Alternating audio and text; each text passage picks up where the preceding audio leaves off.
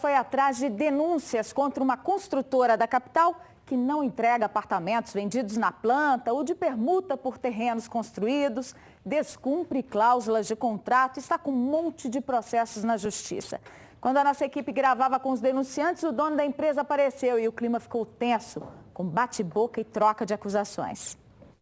Carlos, nós fomos chamados aqui pelos seus clientes da construtora Sigma 3, que segundo eles há pelo menos 14 obras, né, da sua empresa. Você é o responsável, né, o engenheiro responsável por todas as obras. São vários. Aqui, ó, corretora que não vende nada dele, ó, acabou de falar. Ele comprou e não pagou. Ele comprou e não pagou. Não entra com a cobrança, não entra com a cobrança. Por que você não entra com a cobrança? Por que você não cobra?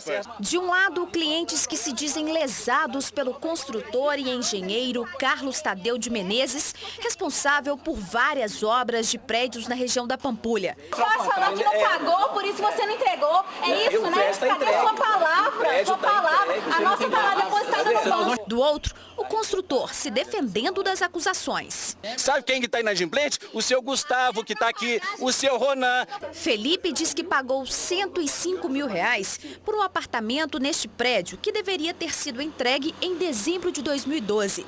Como as obras estavam muito atrasadas, o piloto de avião rescindiu o contrato no valor de R$170 mil e agora quer a quantia paga de volta. Tem 2 anos que eu estou na justiça e 4 anos que a obra está atrasada, né? E consegui bloquear apenas 2 veículos dele. É difícil citá-lo porque ele muda de endereço o tempo todo, a empresa não tem sede física. Este empresário contou que não consegue registrar o apartamento dele e responsabiliza a construtora. Estou pelejando desde 2010, já procurei Prefeitura, CREA, Ministério Público, Delegacia de Ordem Econômica e estamos por aí. E processo no fórum, né? Neste prédio, também construído pelo engenheiro, os moradores reclamam que o elevador não foi instalado conforme prometido em contrato. O elevador está tampado com uma madeira e você sabe que teria o elevador porque pelo rodapé. Mas fora disso, os vãos estão vazios e nós estamos tentando ver se ele consegue fazer isso para nós. No cartaz de publicidade da sua empresa, você prometia um elevador. Não, o que está prometido está entregue. O que está prometido não está lá, não. O que está prometido, se não está, é porque não está prometido. Está entregue e com os respectivos recebimentos de imóvel. Um outro problema são as várias infiltrações na garagem. E o edifício ainda está dentro do prazo de garantia de 5 anos. Os moradores disseram que têm tentado contato com Carlos Tadeu, mas sem sucesso. A sede da sua empresa, então, para eles procurarem lá em caso de reclamações? É aqui, ó. Eu estou aqui no endereço aqui da Furtado Menezes, 45. Furtado Menezes, 45. É o endereço do prédio aqui? Exatamente. Seu escritório é ali? Exatamente. O endereço citado por ele fica neste prédio, inacabado. Tá bom não, né? Vamos ter que olhar esse caso mais com profundidade, né? Um padre de Montes Claros é a estrela de um videoclipe muito engraçado que ele mesmo criou para a campanha de combate ao mosquito da dengue. O padre Bessa vem aumentando o número de seguidores na igreja e nas redes sociais da internet com essa novidade. Por isso eu mato esse inseto. Me dá um alívio quando eu mato esse mosquito. A versão da música Lepo Lepo foi criada pelo personagem do clipe, o Padre Bessa de Montes Claros. Ele teve a ideia depois de ser vítima do Aedes aegypti 2 vezes. Resolveu conscientizar a população sobre os riscos da doença, com arte e a ajuda da banda Caras do Samba, que também são de Montes Claros. O material foi gravado sem nenhum custo e já teve mais de 20 mil visualizações nas redes sociais. Agora vou lutar contra ela, com sua ajuda vamos vencer.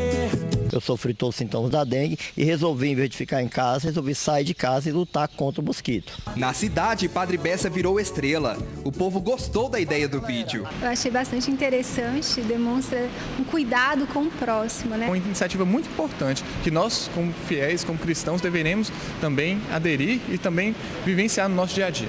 Padre Bessa é cearense, mas mora em Montes Claros há 8 anos, trabalhando na paróquia do bairro Santa Rita. Apesar de no clipe ele ser um padre moderno, aqui ele é bem tradicional. Vamos entrar para ver.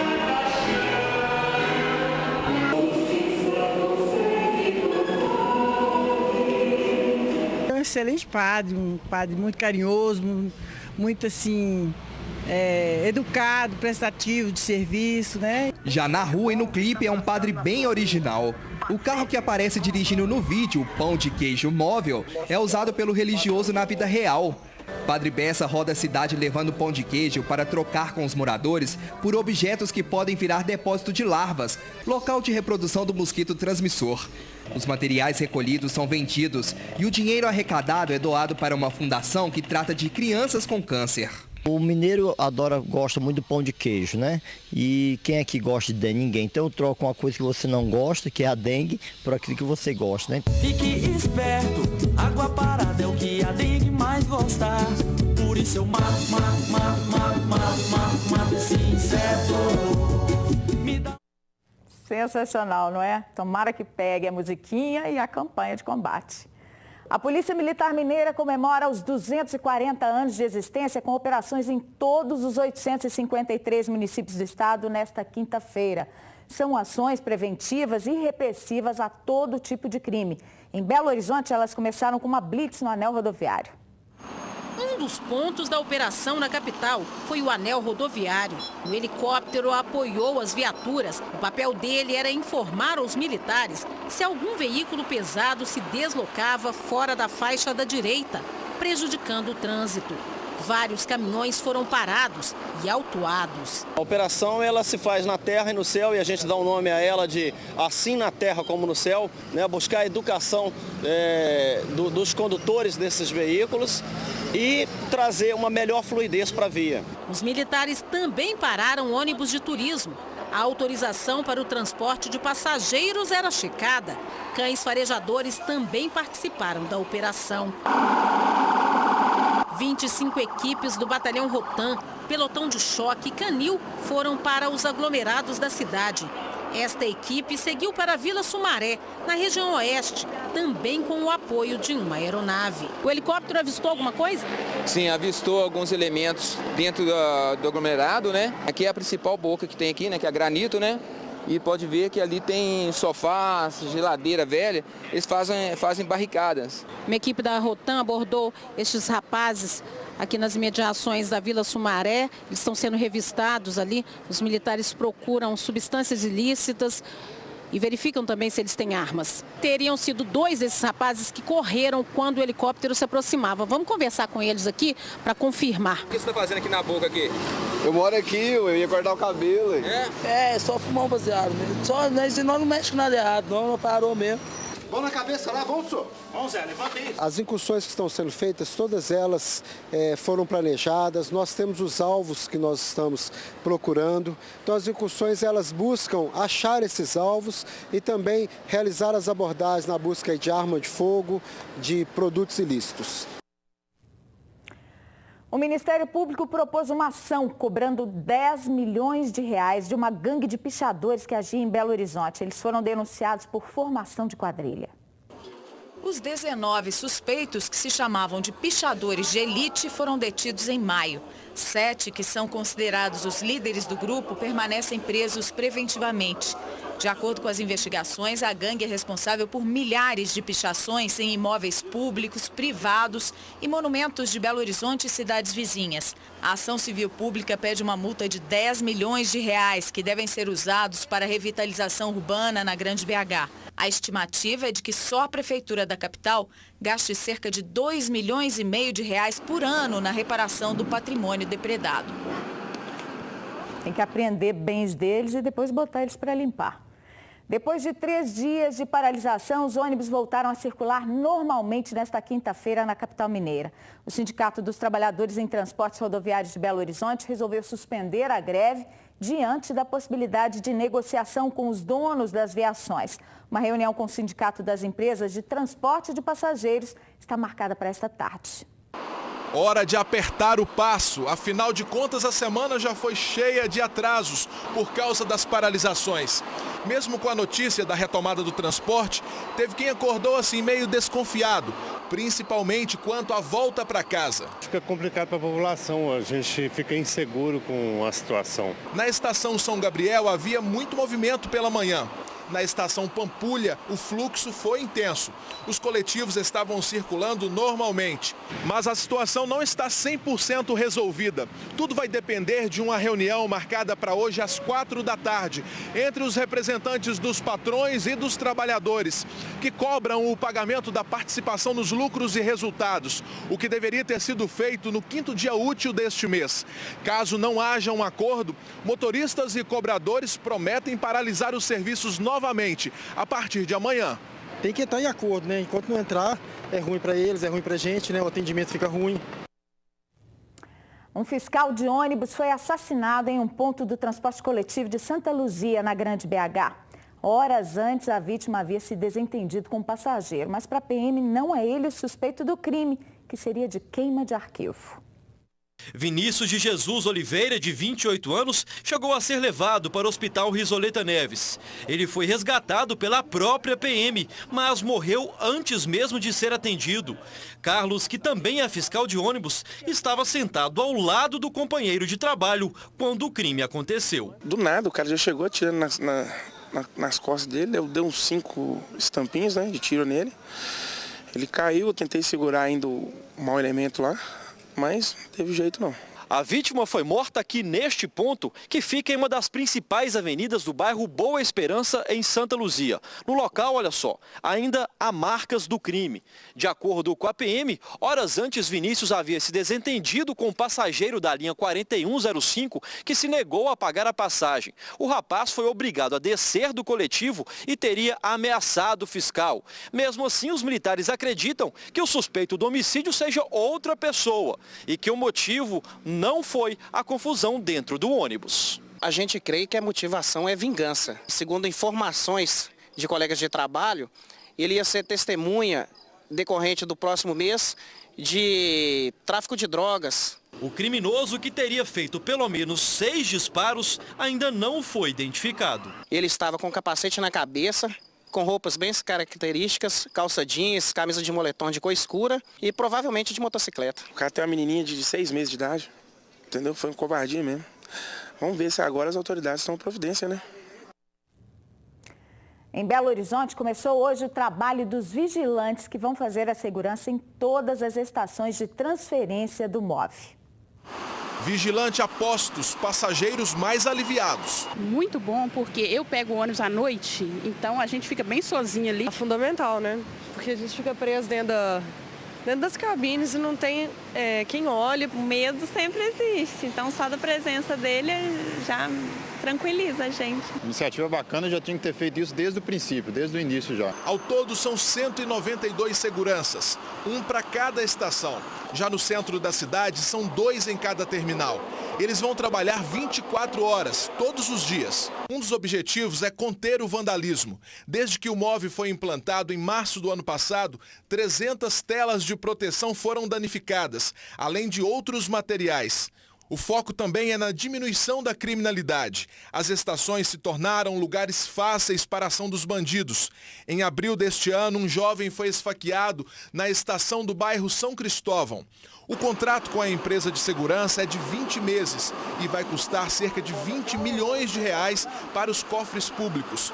Segundo a BH Trans, os vigias ainda vão ser treinados para usarem taser, mas por enquanto vão trabalhar desarmados. São profissionais treinados para situações extremas. No caso específico do MOV, ele teve um treinamento para conhecer o funcionamento do MOV, as principais ocorrências, e em casos extremos, ele aciona o centro de operações, onde tem assento tanto da Polícia Militar quanto da Guarda Municipal.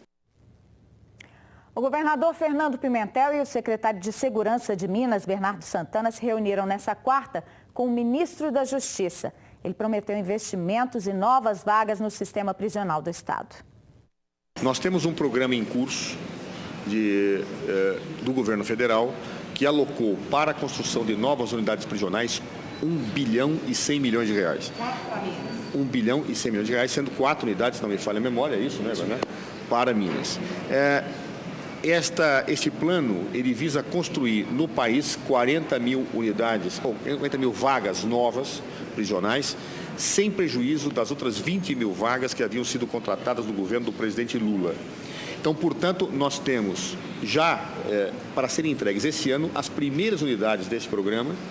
O restante deverá ser entregue em 2016, porque o tempo médio para a construção de uma unidade prisional é em torno de 4 anos aproximadamente. Se nós formos tratar de ampliação, tá? E de construção nova de presídios, nós estamos falando em torno de 3.500 vagas. Tá bom? Isso está um pouco fora da questão da força-tarefa. Não está fora, está dentro da força-tarefa. Mas na força-tarefa nós vamos fazer 3.500 vagas dentro de 6 meses. Tá? Isso é além das da força-tarefa. Até o fim do ano. Não, perdão, 6 meses a força-tarefa, né? Esse convênio nós vamos dar prosseguimento. Nós estamos retomando licitações que tinham sido feitas, mas as obras estavam paradas. Esse tem um processo um pouquinho mais burocrático por ter deixado parar. Tudo que você deixa parar é pior do que aquilo que você começa. Tomara que resolva o problema, né?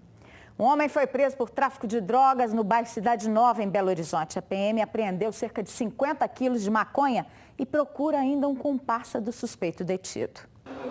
A droga foi encontrada depois de uma denúncia anônima. O material estava escondido em 2 kitnets que ficam neste prédio, na Avenida Cristiano Machado.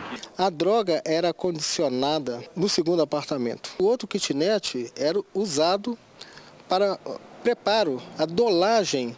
Ao todo foram apreendidos quase 50 quilos de maconha, celulares, um carro e uma moto. O dia inteiro foram vistas pessoas subindo e descendo a escada.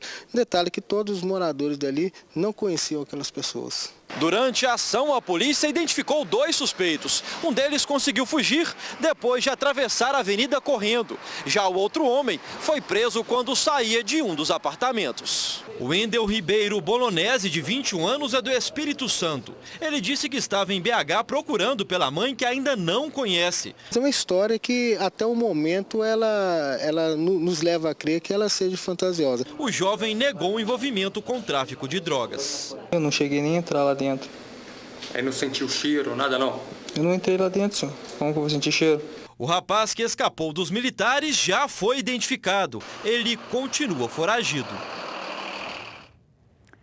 Um morador do bairro Horto, em BH, está revoltado com a ação de agentes de trânsito na rua em que ele mora na tarde desta quarta-feira. Segundo o Cristiano Gualberto dos Reis, diferentemente de outros dias de jogo no Independência, eles não avisaram os moradores antes. Já chegaram multando e rebocando os carros de vários que estavam na rua Mário de Andrade Gomes, que não é de estacionamento proibido. Ele registrou. Aqui é um bairro onde os moradores são antigos, a vizinhança toda se conhece. Eles estão aqui agora, eu recebi 3 multas no intervalo, no espaço de tempo de 1h30 que eu parei meu carro e fui sair. Eles multaram meu carro 3 vezes na porta da minha casa. Então eles estão multando todo mundo, fazendo maior barulhado, o policial rindo da minha cara, perguntando se eu já tirei o carro, ameaçando rebocar e meu carro na porta de casa, sendo que eu já iria sair com ele. Bom, como a ação é da BH Trans, nós ligamos, foi para ela. E a empresa disse que só vai responder à tarde. É isso mesmo, produção? Demora assim? Vamos esperar. A morte do mineiro de Gonzaga, Jean Charles de Menezes, levou o governo britânico ao banco dos réus. Depois de 10 anos de batalhas judiciais, o Tribunal Europeu dos Direitos Humanos, que fica em Estrasburgo, na França, começou a julgar a responsabilidade do Estado na execução do jovem, que morava em Londres e foi confundido por policiais com um terrorista e baleado no metrô em 2005. É mais uma esperança de justiça para a família do eletricista Jean Charles de Menezes, que mora em Gonzaga, no Vale do Rio Doce. Uma prima do rapaz foi quem recorreu ao tribunal depois que o processo contra a polícia britânica foi arquivado. A Grã-Bretanha concluiu que os agentes responsáveis pela morte de Jean Charles não deveriam ser indiciados criminalmente. O brasileiro foi morto depois que homens-bomba atacaram trens do metrô em Londres e um ônibus em 7 de julho de 2005, quando 52 pessoas morreram. Os policiais estavam perseguindo os terroristas quando confundiram Jean Charles de Menezes com um deles, porque ele morou no mesmo endereço de 2 suspeitos. O governo britânico reconheceu no tribunal que a polícia falhou e matou um homem inocente. A defesa, porém, alega que o Estado tem feito todo o possível para analisar essas falhas da polícia desde então. O veredito do caso deverá ser anunciado em caráter definitivo nos próximos meses. Foi lançada em todo o país a campanha Junho Vermelho, que conscientiza a população sobre a importância da doação de sangue, principalmente nesta época do ano em que os estoques nos bancos caem muito. O Hemocentro de Uberaba, no Triângulo, aderiu ao movimento. É nessa época do ano que os doadores de sangue desaparecem. De acordo com o Ministério da Saúde, o movimento nos hemocentros de todo o país sempre cai, em média, 30% entre os meses de junho e julho. Nós temos o próximo mês também, que é um mês preocupante, que é o mês das férias. E a necessidade aumenta, infelizmente, nessa época. Em Uberaba, os estoques dos tipos sanguíneos A e O positivos, que são os mais usados, já reduziram 40% deste ano. A cidade, que tem cerca de 300 mil habitantes, atende quase 50 municípios da região. Para tentar reverter esse quadro, os hemocentros participam da campanha nacional Junho Vermelho. Além de convocar os doadores de todo o Brasil por telefone, algumas unidades ampliaram os horários de coleta. Nesta aqui, pelo menos uma vez por mês, as doações podem ser feitas até às 9 horas da noite. De 3 em 3 meses eu sou ciente que eu tenho que doar sangue. É meio que uma rotina minha. Quem quiser doar sangue tem que estar com boa saúde, idade entre 16 e 67 anos e acima de 50 quilos. Gesto de solidariedade que este motorista repete há mais de 10 anos. Uma tia minha que teve câncer, precisou de sangue, eu fui lá doar para ela e depois não parei mais. Qualquer hora pode precisar e a gente tem que doar para servir outras pessoas também.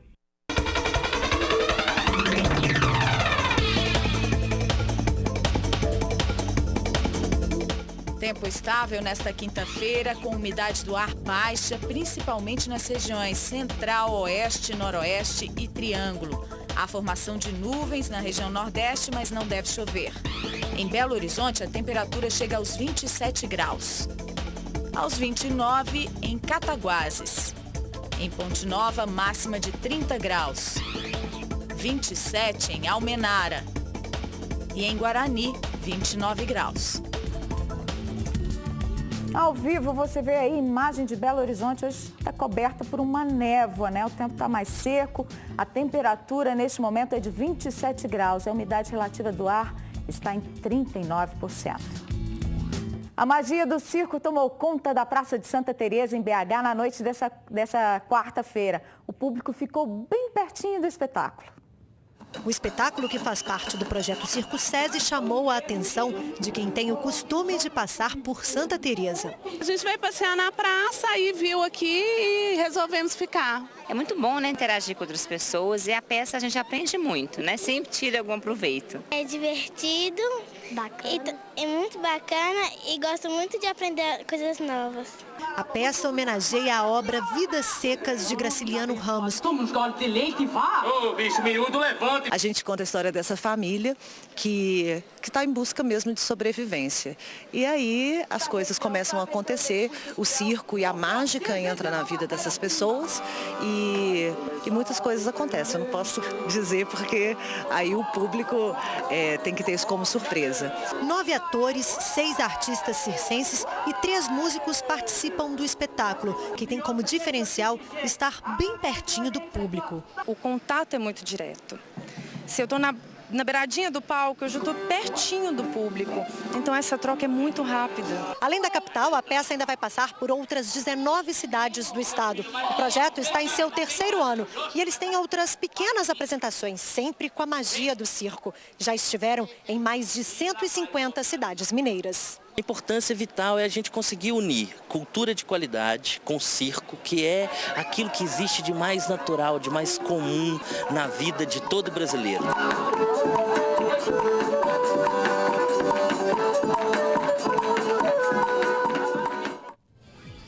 E hoje tem o Circo SESI de novo na Praça de Santa Teresa, às 8 da noite. Depois ele segue para outras cidades e você pode conferir a programação no nosso site alterosa.com.br.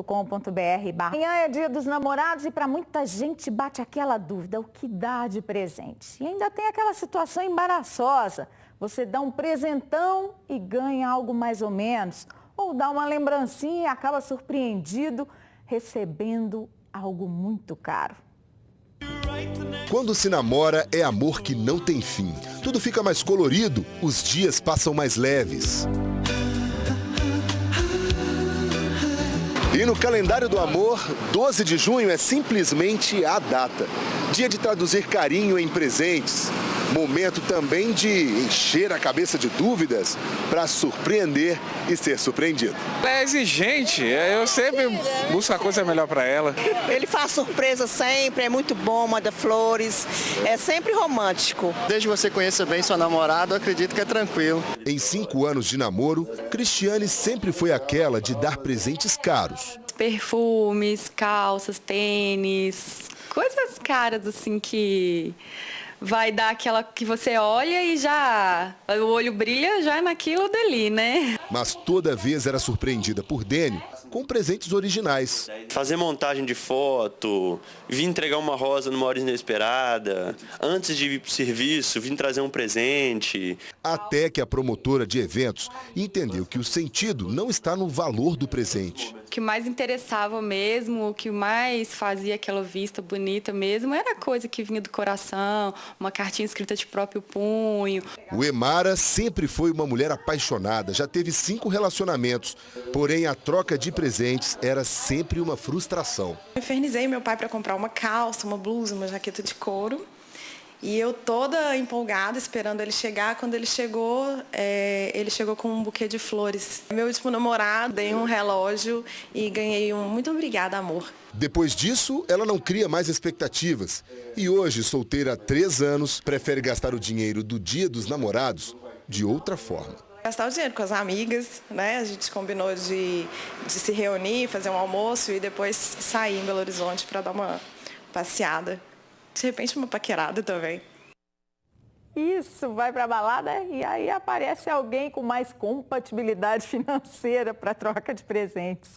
Fica aí agora com o TV Verdade, tem outras informações mais tarde nos nossos noticiários de 6h50 da noite. Eu volto amanhã, boa tarde.